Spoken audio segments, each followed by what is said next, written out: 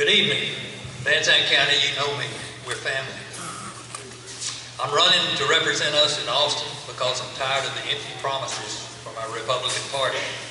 For 20 years now, all the major statewide offices have been held by Republicans. The majority in the House and the Senate has also been Republicans. Yet our party's top priorities seem to be ignored. The last legislative session is a prime example of that. Constitutional carry never saw the light of day. Our Speaker killed it with a political ploy, ending taxpayer-funded lobbying, which our incumbent is on the wrong side of that issue. It died. Why should our tax-paying money be used to pay lobbyists to lobby against our interests? Property tax relief only got tepid response. How many years have we heard about property tax relief? How many in here continue to see your property taxes go up?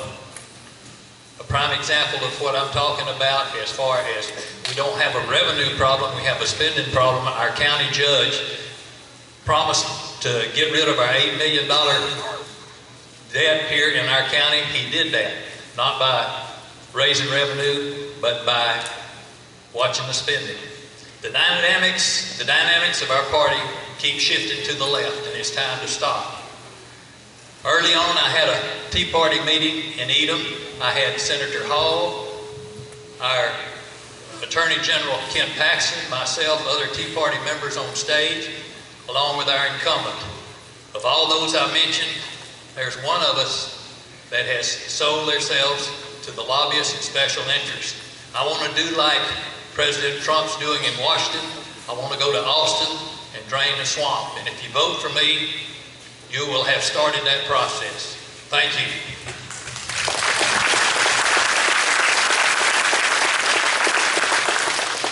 Mr. Flynn, 2 minutes.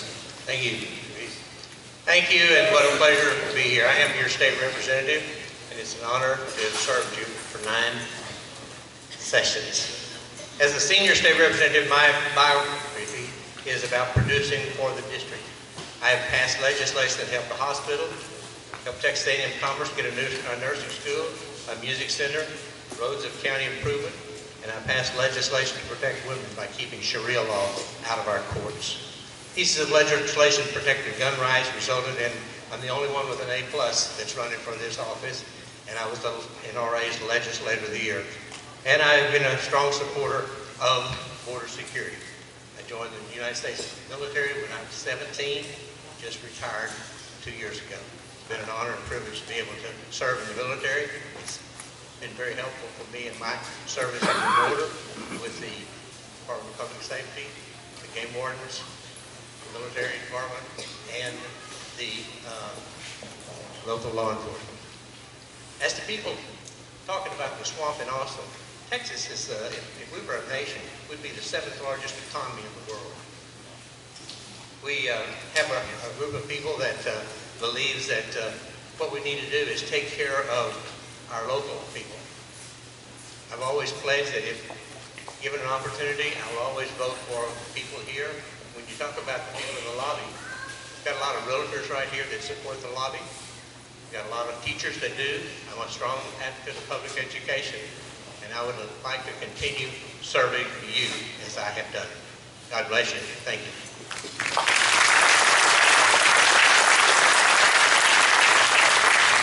Ms. Slaton, 2 minutes.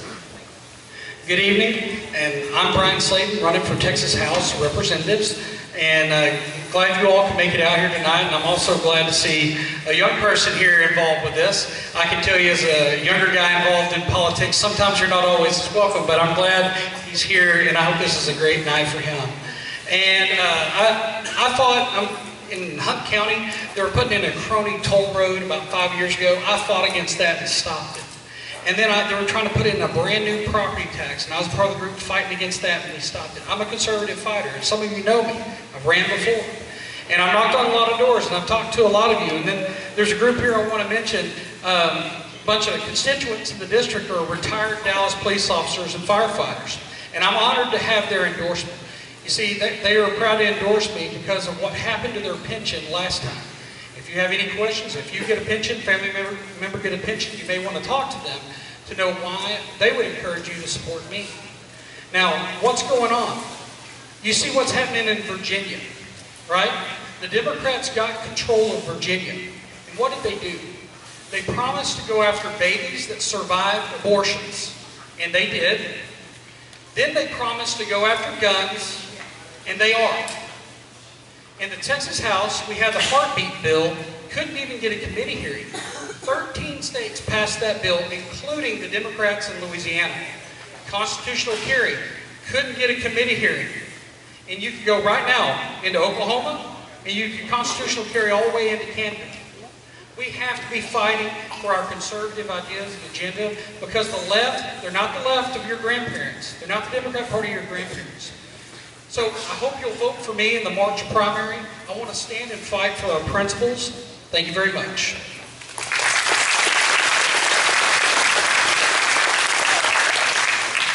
And this is a question for all of you, but I'm going to ask that Mr. Collins answer first. In regard to Second Amendment rights, explain why or why not you support Party Platform Principle number 70, which is constitutional carry, and number 73, the red flag laws, which allow temporary removal of firearms from someone who may present a danger to themselves or others. Thank you. Yes, I'm strong on the Second Amendment. I do believe in constitutional carry. That is a constitutional right for everybody that doesn't have a criminal record, that we don't have to have a license to get a gun to carry. So I'm definitely for that. The red flag laws have really got to, you really got to watch close on those red flag laws because they can be misused. If someone is definitely a threat, yes, something should be done to prevent them from owning a gun. But you got to watch very closely that those red flag laws are not abused. But I'm definitely strong on the Second Amendment. Thank you. All right, and Mr. Flynn, then you need me to repeat the question, or can you answer? In regard to the Second Amendment rights, explain why or why not you support Party Platform Principle 70, constitutional carry, and number 73, red flag laws, which allow temporary removal of firearms from someone who may present a danger to themselves or others. Thank you. As I said earlier, I'm the NRA's Legislator of the Year. I'm a strong supporter of the Second Amendment, or they wouldn't give me that title. I've scored an A+ every session that I have served you. As far as the red flag laws, I'm totally against them.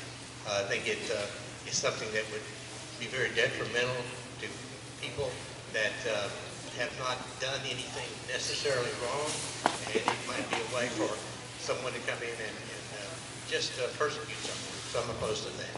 As far as the Second Amendment, I think we've done well and moving right along. I've been on all of their SRA and the NR bills. The fact is, the NRA is working on a constitutional carry bill. I will be standing with them as they go forward. I think they're the best protectors of our rights as anyone. And Mr. Slaton, it's your turn. Do you need me to repeat the question? I think I'm okay. Thank you. I 100% support constitutional carry. It's more than just plank number 70. It is one of our legislative priorities the past several sessions in the Republican Party platform. So, I'll explain. Do you believe you should pay a fee to exercise your First Amendment right? I hope your answer is no. I don't believe you should have to pay a fee to exercise your Second Amendment right. So your right to self-defense, that comes from God, backed up by the Constitution. We have to defend our God-given rights. We have to expand constitutional carry. Do you know over 30 states have some form of constitutional carry? Whether outright they have it, or just in the rural areas. And as far as red flag laws, I'm against red flag laws because the left wants red flag laws so they can just say, make any accusation they want and take your guns away. So I'm 100% constitutional carry. And Mr. Collins, you wanted to respond.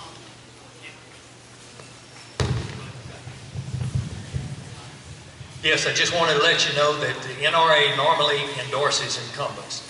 I am as high a member of the NRA as you can possibly get. I definitely believe in the Second Amendment. I've used my firearm to thwart 2 different times thieves that had broken into my building. Definitely, everybody ought to have the right to carry a gun if they do not have a felony. Thank you. And Mr. Slaton, you want to respond? Yes, as I mentioned before, we have 30 other states passing constitutional carry. Texas should be leading the way. I hope you believe like I do. Texas should be leading the way in our liberties and our freedoms. And the fact that all these other states have passed constitutional carry and we can't get a committee hearing, it's kind of embarrassing. We should be fighting harder for our Second Amendment rights, because the Democrats, when they come after Texas, they're going to do what they did in Virginia, and we need a fighter down there in Austin that'll stand up to them. Yes, I'd like to respond.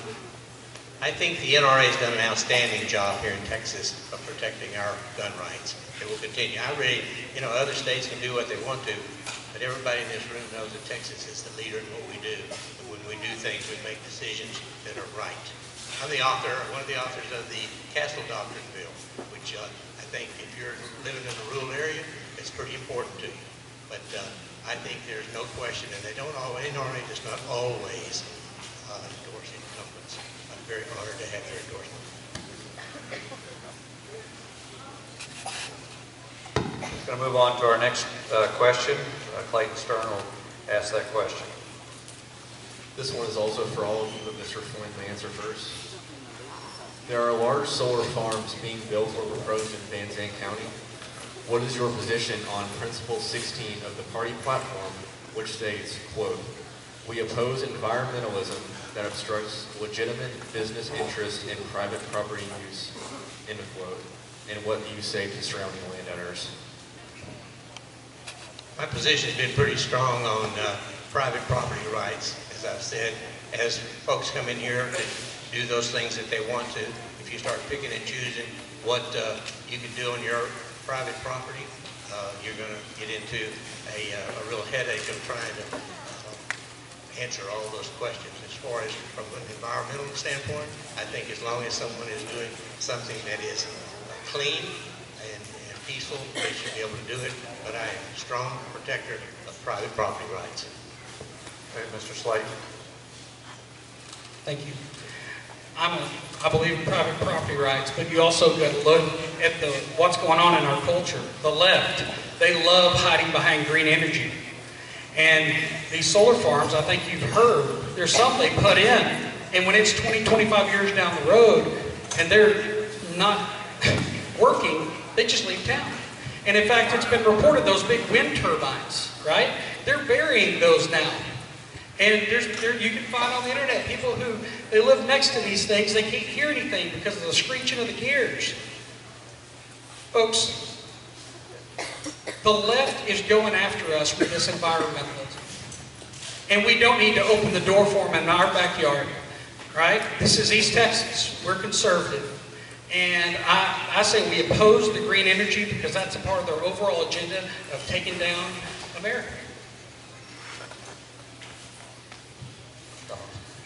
Yes, these Make sure and put your mics up close to your mouth, too, when you talk, please.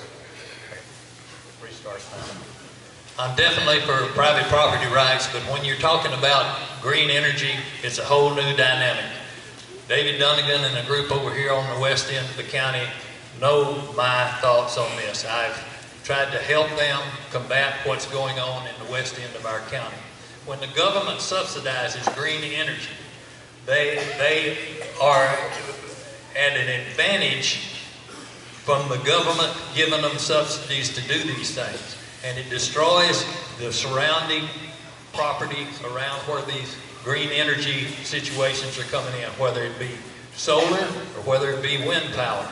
And again, the green energy people are after our rights, believe it. They are coming after us. But the solar panels, they're subsidized at $250 per kilowatt hour, and that's government money subsidizing something that wouldn't pay for itself on its own. So I'm definitely against it. Thank you.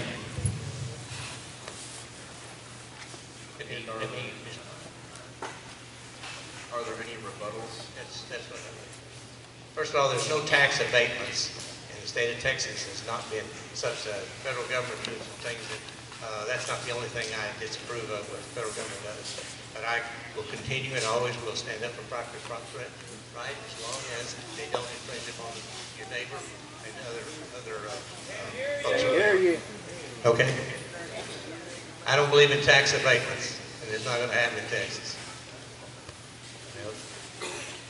Yes, please pay attention to all this green energy stuff. Not only is it they use subsidies, they can't survive on their own. When I went back to school to get my bachelor's degree in accounting at the University of North Texas, if you go to the football field there, no matter if the flag is hugging the flagpole, those wind turbines are going to turn because they're powered by electricity. All to make everybody feel warm and fuzzy that they're saving the earth. And I'm against those type of things. Thank you. Okay, we're going to move on to our next question. This will go to Mr. Slaton first.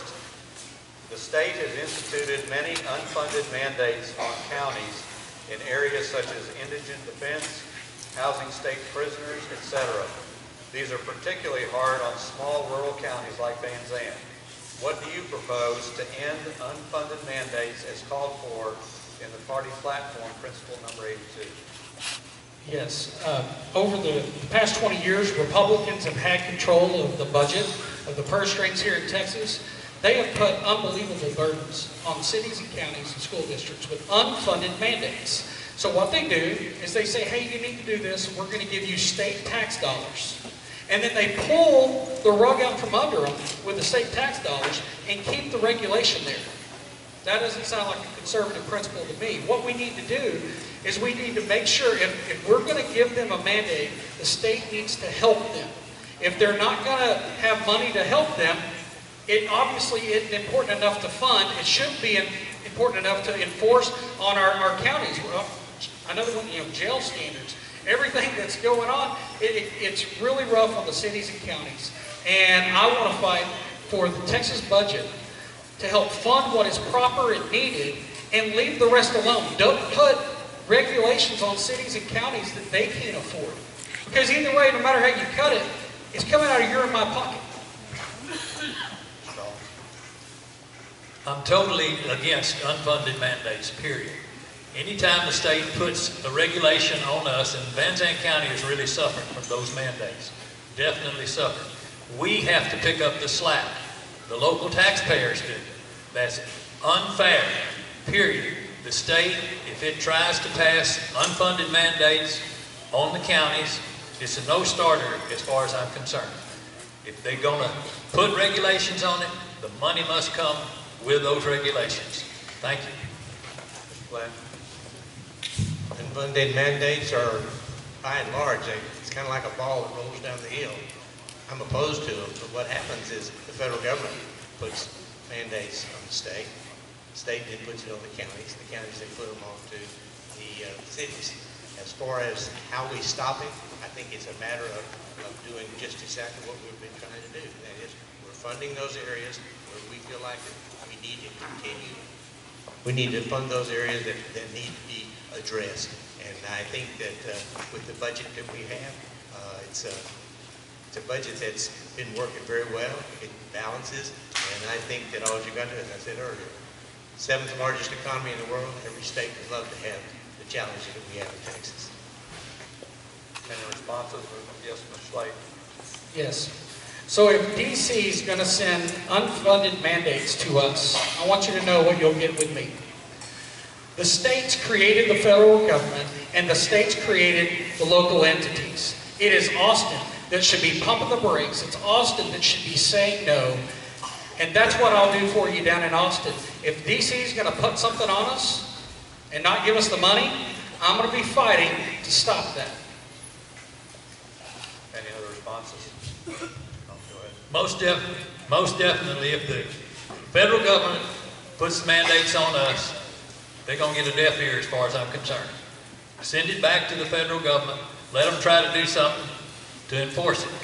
Because it is not fair for them to force regulations on us that cause us to have to reach in our pockets and pay for these mandates.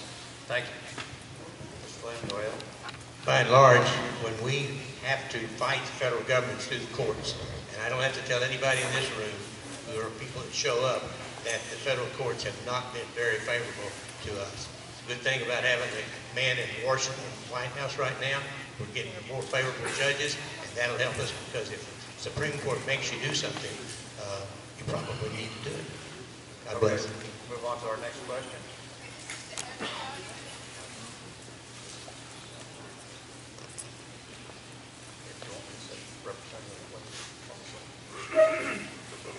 All right, this question will be to everybody, and Mr. Collins, it will be to you first. The Texas Ethics Commission supports millions of dollars spent by municipalities and school districts to influence elections through paid lobbyists. Where do you stand on Party Platform Principle 217 that calls for an end to tax-funded contract lobbying?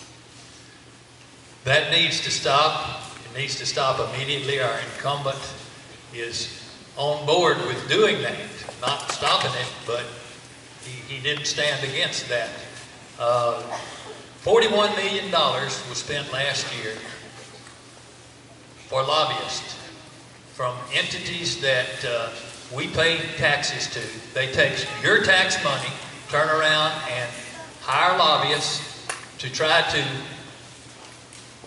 influence passage for their measures so they can add to the government, add to their agendas, and it's just totally unfair that we should spend taxpayer money, hire lobbyists to lobby against us. Plain and simple. Thank you. That particular bill was funded by the folks that support y'all. And the author of the bill pulled it down before there was a vote on the floor. I guess you're aware of that. Anyway, as far as the lobbyists, everybody in here, as I mentioned earlier, if you are a school teacher, if you are a plumber, if you're a banker, you all have groups that represent you in Austin. The big issue has always been Houston and Dallas. That's where the big money goes. We had a survey that we did every school district in this, and none of them were using that money to fund lobbyists except for one. And then all of the commissioners asked us to be sure and stay away from that issue because it did not help the counties what they needed.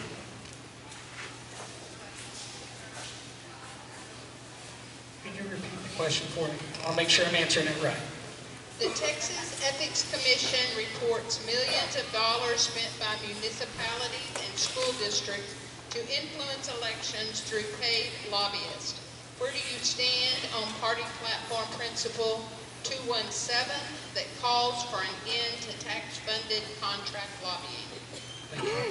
So it's not just a plank, it's actually one of our legislative priorities in the Republican Party platform, and I am against taxpayer-funded lobbying. It sounds as bad as it comes out of your mouth when you say it. It is bad. They take your money, go down to Austin, lobby against your wishes. For instance, and our incumbent voted against the bill to ban taxpayer-funded lobbying, voted against that. Taxpayer-funded lobbyists were down in Austin. So how many of y'all are really happy with what they're doing with the cenotaph and with the monuments in Dallas? Because taxpayer-funded lobbyists were down there in Austin working against that bill. They were also lobbying for an increase in the gas tax. TRS, any retired teachers here? There was a bill to put $1 billion more into TRS, and taxpayer-funded lobbyists were lobbying against that bill. They're down there lobbying for more toll roads, less property rights. Folks, taxpayer-funded lobbying is terrible. And it needs to end because it's taking advantage of your tax dollars and it's keeping your property taxes high. Mr. Collins, you want to rebuttal? I want to add to that, though, that money is going to lobby against election integrity, against the right of eminent domain. That taxpaying money is actually used against us, folks, and that needs to stop. Thank you. Flynn? Strongest group that was really important for all of us is the Farm Bureau, and we've worked real closely with them, and I think that in their support of what we asked them to do, that's what they're doing, and they're supporting. In fact, they endorsed me because of my position of allowing them to be able to do the things that they needed to do. Thank you. So, taxpayer-funded lobbyists, it's got to stop. Whenever we were fighting the toll road they were trying to put in our side of the county, or if you've been down to Austin, you have to take off work. You have to drive down on your own dime. You have to buy a hotel room, which is very expensive in Austin, on your own dime. And then you have to show up and testify against it. Instead, they're giving lobbyists $200,000 or so, ballpark, to go down there and lobby against our values. It's just unacceptable. And the main thing, it keeps your property taxes high because they have to pay their salary. Okay, we're going to move on to the next question. Clayton Strong. This one is for Mr. Flynn first. There is a discussion to reform bail policies in Texas based on the principle of the accused one's ability to pay and therefore potential to be released without bail and possibly commit more crime and or not show up for court dates. What is your position on this proposal? I think that the bail bond system that we have right now has been very effective, and I'm opposed to all those ideas that are coming from other groups that really don't involve the bail bonds. We have a good bail system, and I would be against all the new things that they're wanting to do. I'm very supportive of the current. Mr. Collins? Mr. Slaton? Sorry. So they did try to address the bail bond situation, and I think they didn't take care of it very well because we're here in this forum talking about it again, and I think there's some things that need to be addressed. I don't have a plan on this one, but I do know we have to stop people from being incarcerated, and they have to stay in jail because they can't afford to get out, but yet we also need to make sure we're not releasing people who are violent criminals that are going to hurt someone else as soon as they get out. It's a very, very tough road to tread there, but I can tell you, I'm going to be working, if I'm down there, I'll be working on that to try to make sure we're protecting people's rights, but also making sure those that need to be behind bars stay there. Now, Mr. Collins. Yes, bail bonds are necessary, most definitely. If we don't have that bond to bring those individuals back to court, they're not going to come back. They abuse it. They abuse the privilege of release. So we need something to entice them to get back to the court.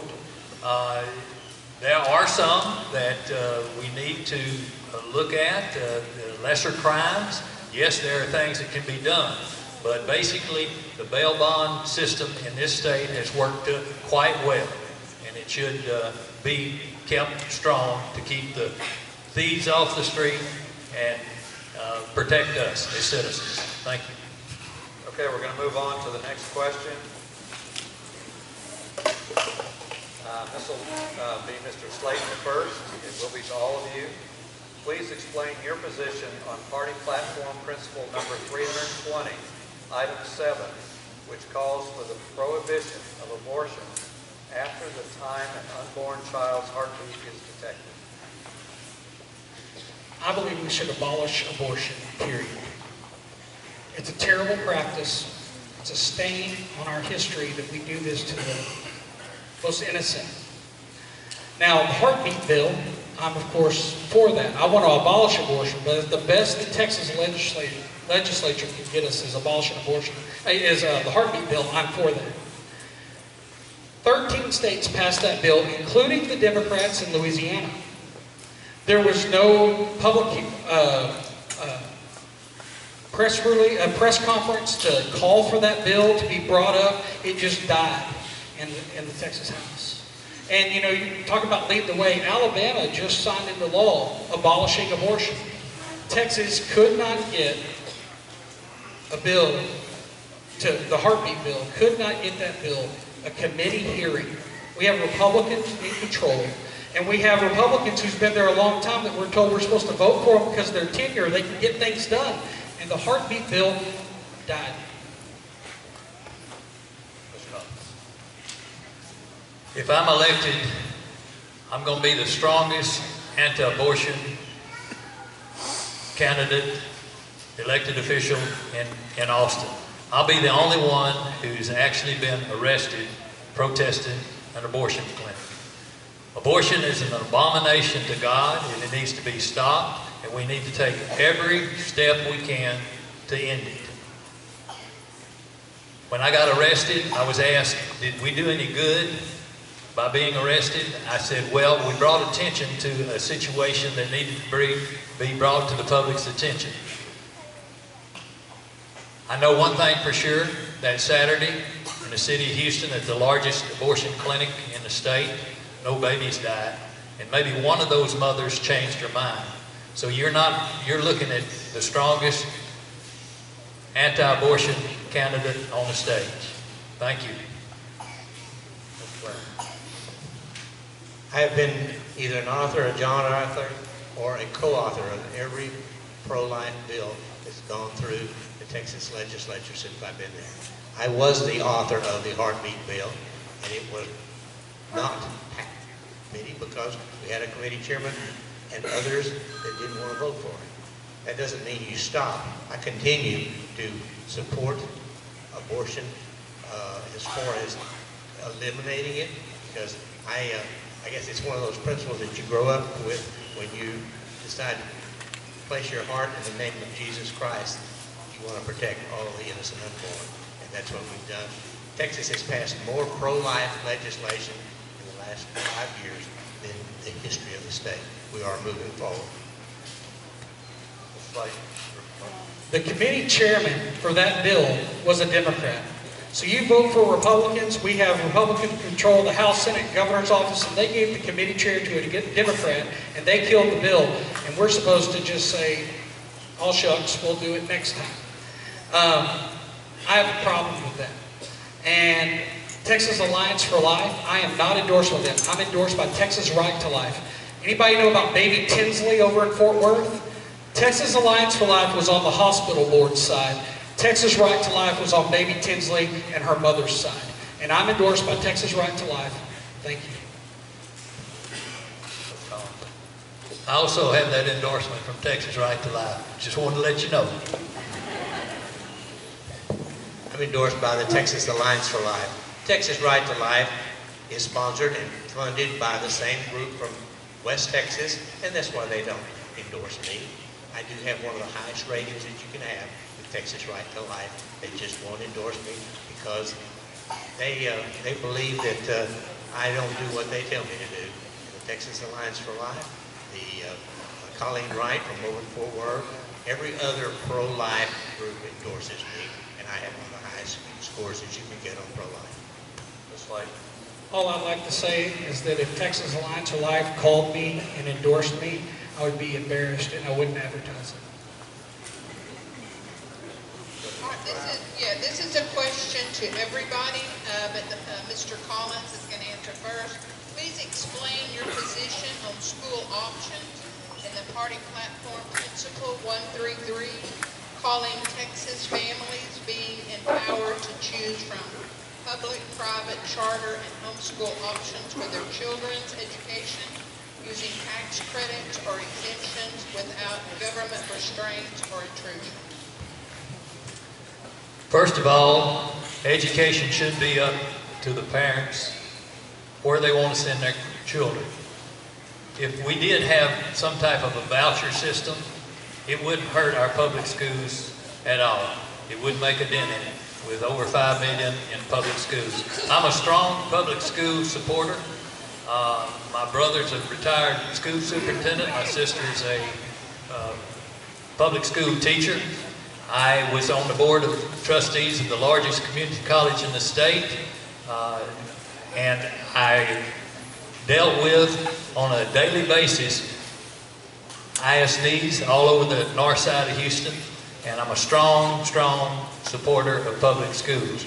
Now, if we do have some type of a voucher system, it needs to be monitored, and there needs to be accountability. On all fronts, there needs to be accountability. So it ought to be up to the parents how they want to educate them.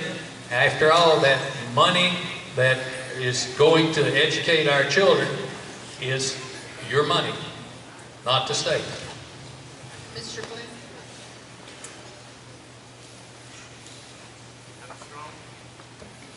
Strong supporter of our public education system. I'm the only one on the platform that they refer to as a friend of public education. I believe that if vouchers, any voucher that goes out anywhere, it has to have the same accountability that our public schools have. As far as what's happening, most of the people that I know that homeschool and do these things, they really don't want it because they don't want all the strings that come along when you take money. So I'm a strong supporter of public education, will always be, and like I said, they would consider me a friend of public ed. Mr. Slaton? Yes. I also support public education. I've got family that are teachers, retired teachers, and, you know, there's only one person on this stage that has voted for vouchers, and that's our incumbent. And where I think the main issues are for education is we have to get the money into the classroom. And you see these other school districts building these huge football fields, indoor practice facilities and all that. Where that money needs to get is to the most important people, the two most important people. One is the student, next is that teacher. But instead what we've seen over the past several years is we've seen that money stopping at the administration building or stopping with bonds to build new stadiums and new schools, whatever. What we need to do is take that money we have, we've got to get it to the kid to help them excel and advance in school. And I've been a substitute teacher, and I'm the only candidate in the race that's actually taken the standardized tests that need to be eliminated. They're terrible tests, they need to be gone, and I've taken them, and the substitute teacher taught for them. Mr. Collins? Yes, $12,000 per student per year goes to our public education. 24 students a class, that runs $288,000 per classroom. A teacher makes on the average of $56,000 a year. Where's the rest of that money going? That money needs to go down to the classroom, to the teacher, to the student. And we need to have some type of a merit pay to reward these good teachers so we can keep them on board. Thank you. House Bill 3 was the public education bill that I was one of the co-authors of. Talk to anyone that's in public education, it's the best education bill that we've ever had. It's one of those things where I was the author that wanted to do away with the STAR testing because there's never been a college that's asked what you did on the STAR test, never been a business that's wanted to know what you did on it, and I would continue to do it. Unfortunately, it passed in the House, but it didn't get over to the Senate. Okay, you will each have 1 minute closing statement. We'll start with Mr. Slaton and move backwards this way. Thank you all for your time and attention. And like I said, I'm a conservative fighter, and taxpayer-funded lobbying, it's a problem. We have to be prepared for what's coming. You've been watching on your television. You've watched what the Democrats have been doing to our president. This is a different time. And we're not going to stop them with a go-along to get along attitude. And when I go down to Austin, I want to fight for our values, advance our freedom, stand up to corruption. You know, we got a Speaker of the House that committed probably, maybe a felony. We got a Chairman of Public Safety. That's our gun bills and border bills, a Democrat. He was arrested for dropping his cocaine in the airport in Austin. We've heard nothing from our incumbent, but keep them all in power. Keep them all there. Folks, when somebody violates people's trust, they need to be called out and they need to step down. They're still getting a paycheck today. I'm Bryan Slaton. I would appreciate your vote in the primary. Go to my Facebook or go to bryanslaton.com. Thank you very much.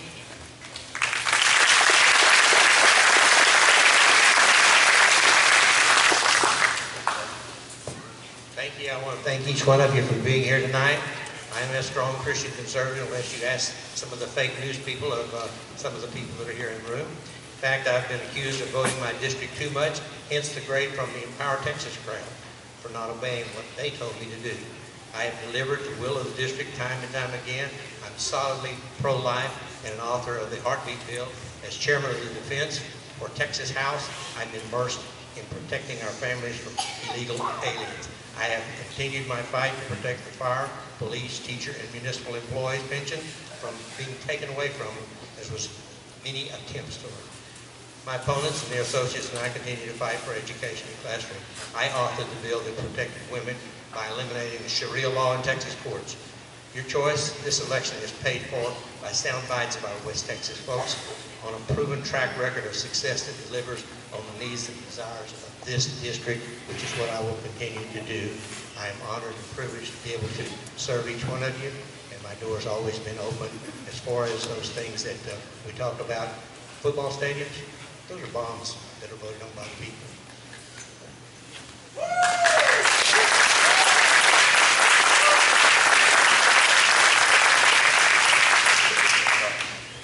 Thank you for listening to me. As you can tell, I'm not a seasoned politician nor a preacher. Thank you for giving me the opportunity to discuss my concerns with you. I would love to take those concerns and issues to Austin to represent you. I've worked hard all my life to improve my community, my county, my state, and my country, and preserving those constitutional Christian values. I will continue to do that if you elect me as your state representative. Early voting begins on the 18th. Election day is March the 3rd. That's the third month, the third day, and I'm the third candidate on the list. So I would appreciate your support. Thank you for coming out.